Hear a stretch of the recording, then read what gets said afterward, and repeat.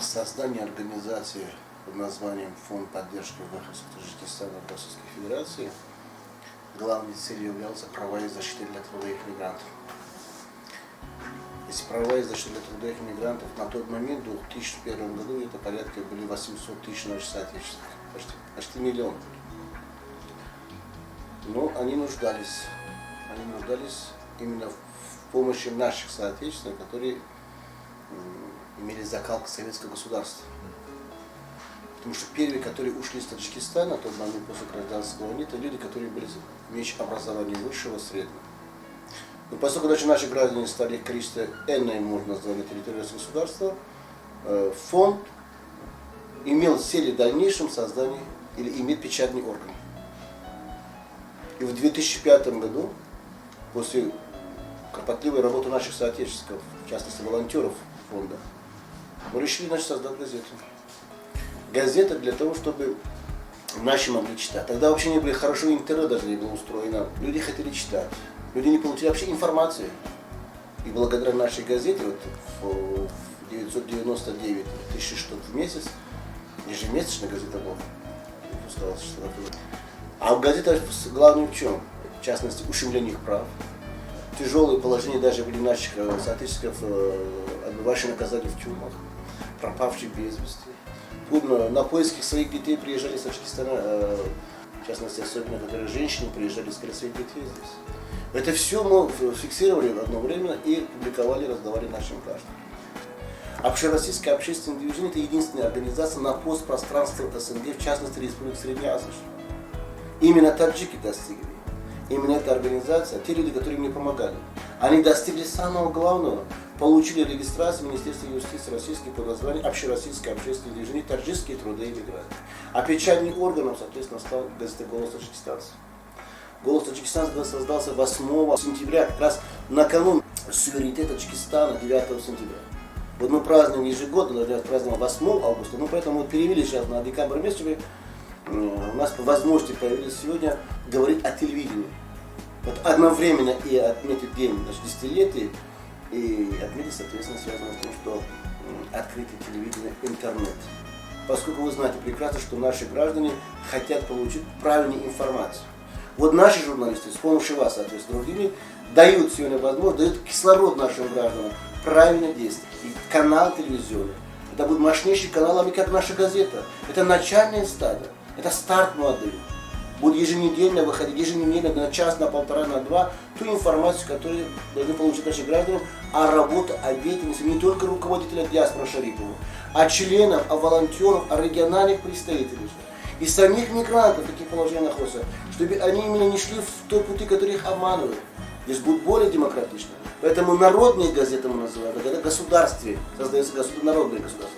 Когда мы находимся в Таджикистане, мы когда за пределом страны, поэтому создали газеты для трудовых мигрантов. Мы создаем с вами телевидение, это к тому, что наши граждане не были завербованы. А еще раз показать чистоту нации. Самое главное, сохранить нашу религию, которая ислам. Помимо этого, еще у нас хватает невыплаты заработной платы, выехать на места, к работодателям выехать на месте, поговорить. Это съемки надо показывать. Надо хороший фрагмент. И о хорошем надо говорить. О проведении культурных мероприятий у нас достаточно будет. Есть дни в Таджикистане, есть дни, которые в России проводятся. Выехать в регионах России, в дальних регионах. У нас, обратите внимание, пошли в 50 регионах России сегодня вместе наши представители. Благодаря нашей инициативе, нашей деятельности, практически смотрели в НТВ, ТВЦ, НТВ, другие каналы, то есть ТНТ, все остальные, они стали популярными. Ту информацию они у нас брали. Сейчас информация пускай исходит из нашего канала. Именно ТВ, ТТР, телевидение таджикских трудовых мигрантов. Я почему говорю, что в России это все происходит, потому что в России намного является более демократическое государство среди всех стран мира. Даже намного демократии здесь хорошо создано в России, чем в Европе. Вот обратите внимание, потому что у нас идет писем, у нас идет другие обращения на имя господина Путина, президента, на имя обоих палат и Совет Федерации государств. Мы получаем ответы от прокуратуры. Да, есть много вопросов, которые не решаются. Я думаю, после телевидения намного облегчит положение наших трудовых мигрантов, в частности, на территории российского государства. Я так думаю, что здесь главные миссионерские способности показали сами трудовые. Газета практически выходила без каких-то спонсоров. Основным спонсором были трудовые мигранты из Таджикистана. Они жертвовали те же деньги, которые должны были домой отправлять. Они говорили, что нет, мы найдем 10, 15, 20, 100 рублей, 1000 рублей, чтобы газета выходила хотя бы раз в месяц. Почему надо, в первую очередь, их поздравить? Поздравить даже надо трудовых мигрантов. Я хочу, чтобы вообще и сегодня, и в будущем наши трудовые мигранты, которые находятся в России, которые уже находятся в Таджикистане по различным предлогам, которые они были депортированы, чтобы открылось то взаимопонимание, которое у нас были между Россией и Таджикистаном. Поэтому мое поздравление всегда направлено к тому, что счастье и радости в каждой семье. В частности, тот человек, который сегодня делал много, это люди наши, это наши молодые парни, это наши девочки, которые ехали на заработки. Они ради сохранения семьи, ради того, чтобы помочь своим родителям. Спасибо тем, кто меня помнит. И вам спасибо, кто забыл.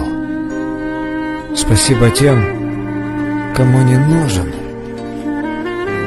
кто помощи не оценил. Спасибо, что глаза открыли и показали, кто есть кто. Кому доверить можно душу, кому лишь старое пальто. Я вас ни в чем не упрекаю, не мне дано вас судить. Я просто тихо наблюдаю, кого любить, кого забыть. Я вам, конечно, пожелаю удачи, счастья и добра, и только время лишь покажет, где жизнь была, а где игра.